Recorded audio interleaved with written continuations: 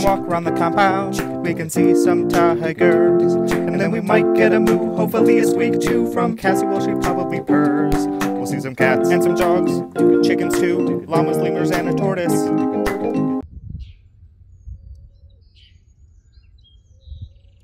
Hi, Dibbles. Hi. Hi, big guy. How are you? How are you? Hi. I think you might be the only one. You're the only one that's just like, where did all that cold white stuff go? I miss it.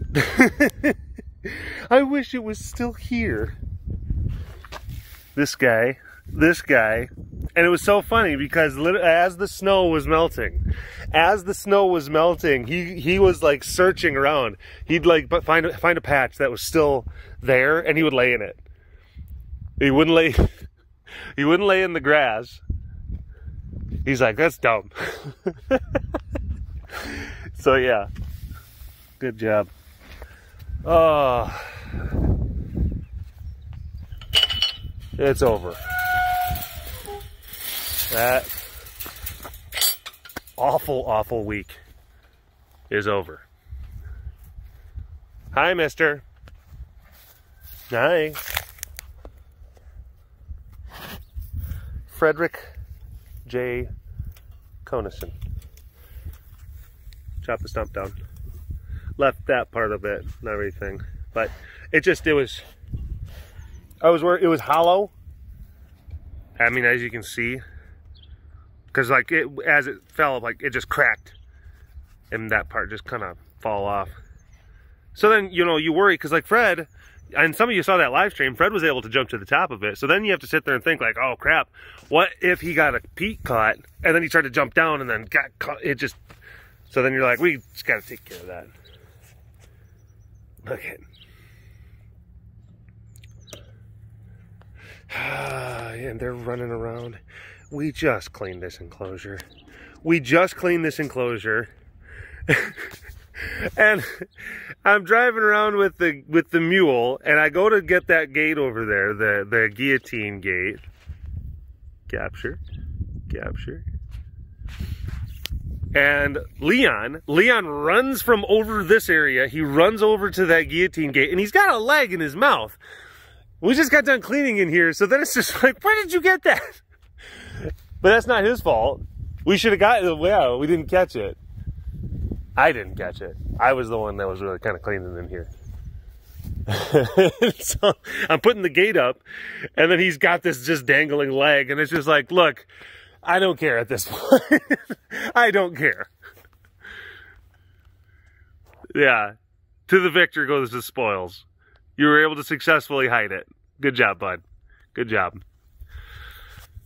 But everything's melted. It was like 64 degrees today. Whoa. Hello, you big cat lovers out there. It's me, Derek, again. Welcome to another super duper fantastic episode of the Walk Around the Compound webcast. Hi. Hello. Sass. Cassie. Cassie. You have like there's like hearts. You got a heart bedspread. It's very, very pretty. Sass. She's just in there squeaking. Sass. Sass. Sass. Sass, come on out. Sass. There she goes. I poked my head in and I saw her butt was sticking out. I saw her butt was sticking out and I'm like, oh, well, then I just had to come back around. Hi. How are you? Hi, pretty girl. It's so weird. It's like, you know, the birds are chirping and the sun's out. I'm in shorts, t-shirt, stuff like that. It's like that last week just didn't even happen. But it did. But it did. Oh, not gonna lie. Not gonna lie. It messes with your head a little bit, going through that. We were without power for close to 5 days. Close to 5. It was like over whenever you basically say like when power went out versus when it was like consistently and stably on. Yeah, it was 5 days.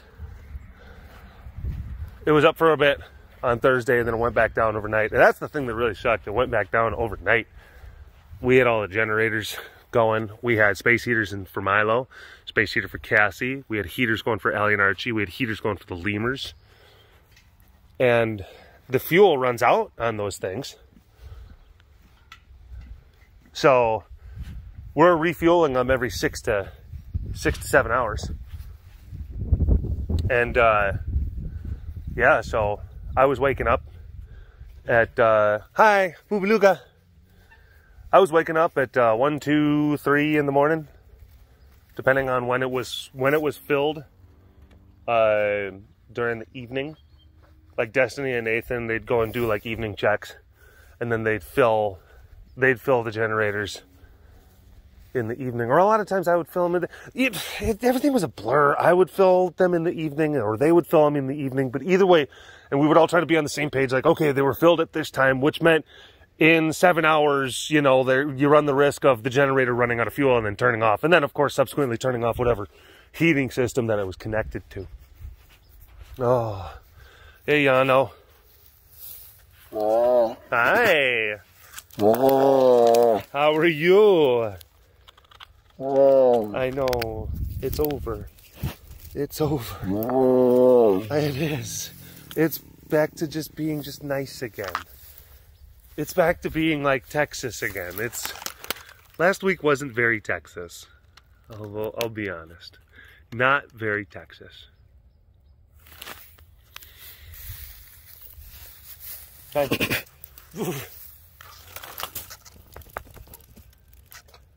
But I was yeah. I took on the night shift. I took on the overnight generator shift. So yeah, for at least 3 nights, it might have been 4. I don't know. There's so many things that blur together. So many things that blur together about this whole experience. Ren. Melissa says hi. Melissa says hi. Come here.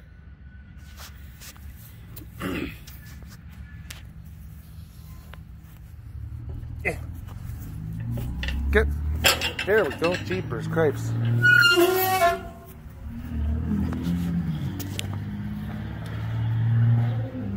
We still have more cleaning to do.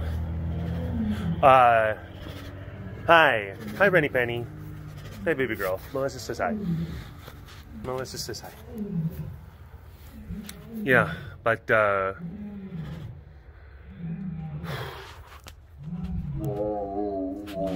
hi. Hi, mister. Good boy. He's a good boy.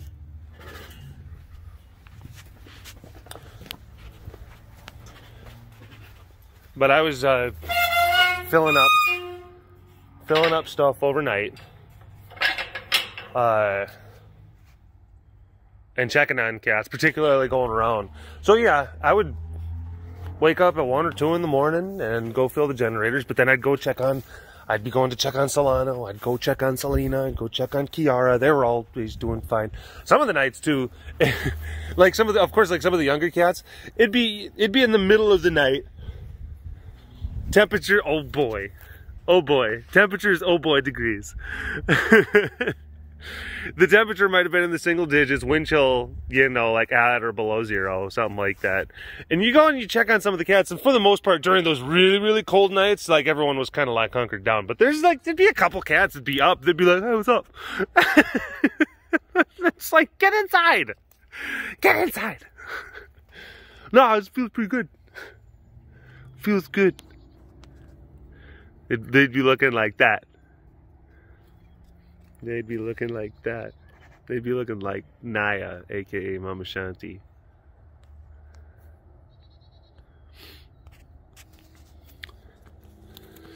And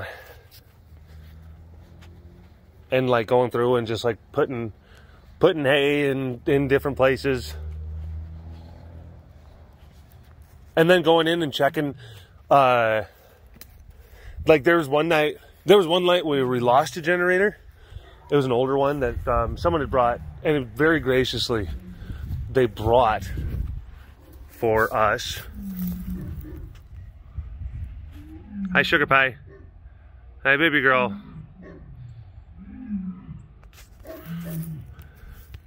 At the Kennedys, and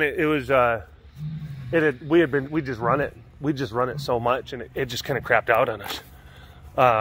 It was the one that was back here, and yeah, that it was down. And then of course it's like, and it's so good that you're able to check on these things periodically, because if something goes down and it's like happens in the middle of the night, then of course, then you have a heating system that is no longer heating. Then that means that the latent heat that's left inside a certain room starts to diminish, starts to go down, and then you have to try to come up with a solution. So there was like that night, it was down. I was trying to get it back up. It's like 3 in the morning. Luckily, I was able to get some different cords, tie them all together, stuff like that, and tie them all together. Hi, and put them onto the new generator, the other one that some other folks from Boyd brought over, the ones that Drew Woo Woo had coordinated, and it was Drew Woo Woo actually posted the thing on Reddit, and then the people, they lived up the road in Boyd, which is like only like 20-minute drive away, and they're like, oh my gosh, we can help out. We have the means to do so. So huge, awesome help from Drew Woo Woo. And it was so crazy. I think that was the night when that generator went down, and I was trying to get all the other generators tied together. Hi, baby. Hi, Sugar Pie. We still have some more. We still have a couple of poops that we have to clean. Flop, flop, flop, flop, flop, all day long. Flop, flop, flop, while I sing this song. Wasn't quite a flop, but okay.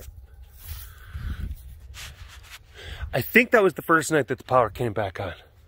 And the power came back on for a chunk of Thursday, but it came on in the middle of the night. I think it was like 2:15, 2:30 in the morning when the power come on. And that's when, again, trying to fix this generator, that wouldn't come back on, trying to troubleshoot that, and then deciding so that I could have Cassie and Milo's heaters, that I was going to connect it.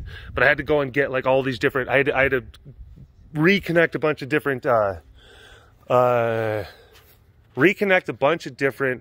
cords. And it's not just like, okay, we hook everything up and everything's good, because then I hook everything up and like it tripped the breaker on the generator itself. So then of course you have to go then and redial the settings of the actual space heaters themselves, so they're not sucking so much power at the same time. And then sitting in the cold and just waiting. And I was down in the barn trying to get more extension cords. And we have one of those, we had like like crank flashlights, which were they were an invaluable investment. They were so tremendously useful. We used them a lot. And I was in the barn, like trying to find some extension cords, and all of a sudden the light, and there was like something that drawed power beeped, like doot, and the lights like on the barn clicked on, and I was like, oh wait, because sometimes like things would flick when they would be doing tests, so they'd be trying to get the power back up, and it stayed on. I'm like, is it gonna stay on? And it did.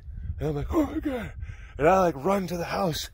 Yeah, it's 2:30 in the morning, and I'm like that crazy guy on that Netflix show, the Bird Box. Yeah, Bird Box. Like, do you see? Do you see? I go inside the den, and Heidi's in there, and Raven's in there in a cage, and we've got the fire going and stuff like that. And I'm saying that, I'm like, honey, do you see? Look, do you see? And she's like sitting up, and she's like, what? Because like there's a couple other, like a lamp in the house, like off in like another room is on, and she's like, what's going on? And then like Gibson jumps up on the couch and she's like, I'll get off the couch, Gibson, even though Gibson's allowed on the couch, but she's tired. So she's like, that's what I'm looking at? Is Gibson on the couch? Is he not supposed to be on the couch? And then I flipped the lights on. So the room, and she's like, what? We've been without power for like 3.5 going on 4 days. And she's like, what are you trying to tell me? And I go, the lights are on. And she's like, and she smiles. She's like, oh my God. So that was when the power came on the first time, and then throughout later that day it went off, and we had another night of generators and coldness and stuff like that. But that was kind of funny. That was a funny little bit thing the first time that came on. But this was something else. It was a to-do. It was definitely a to-do, and yeah. It's the kind of thing that like you're not going to be able to forget it, you know, because it really did get kind of etched into us. Those of us that stayed here and experienced it, me and Heidi and Destiny and Nathan and Dustin. Yeah, it was a thing. So we made it. The animals made it. 100%, 0 casualties, which is definitely not the same for other places, other people. My heart goes out to anyone that was gravely affected by this thing, which there were a few. A lot of people that lost animals. There were some people that lost people. So we lucked out. We really did. All right, I'm gonna do a Thursday thing. I don't think I'm gonna be able to do like in compound Patreon stuff, but I've got different videos and different pictures and stuff like. I'll get Patreon folks. I'll get you some stuff this week, but I'm gonna only have time because we were cleaning all day today, and we were getting all of our stuff put back into storage. We were getting things cleaned up. We were, you know, fixing broken pipes and re-plugging things back in and stuff like that, and flipping breakers and all of that stuff. And today we finally were able to go into the compound and get a bunch of stuff cleaned. We're still not done. I posted a picture on Twitter about all the bones that we were picking up and everything. And that picture, by the time I had posted that, we'd only gotten about 40% done. 40% of the enclosures, that's the amount of bones that we were pulling out. Because it's like we had to feed, and then we had to feed on top of the feed because everything was so cold and frozen, and we had to prioritize basically just keeping animals, sensitive animals, critical heating systems on. We had to focus on keeping these animals safe and alive. You know, so that's what had to take that kind of priority. But yeah, you know, check out BigCatDerek on Twitter. I posted a picture of yeah, we had done the lower, and then we'd done like half of like the mids, and like that's the bones that we're pulling. So yeah, there's yeah. We got all the stuff after that cleared up over here, cleared up over here. We still have more to do over there, but whatever. It's all good. Anyway, I got to do the lower and the mids before I completely lose daylight. So thanks for watching this episode of the Walk Around the Compound webcast. Hashtag Dorvis Award in the comment section below. Like and subscribe for all of your big cat goodness. And if you want to learn more about the facility around me, you can always visit the website carerescuetexas.com for more information. You keep them tigers fed and warm, and I'll see you next time. I found a rake. All right, I'll talk to you later.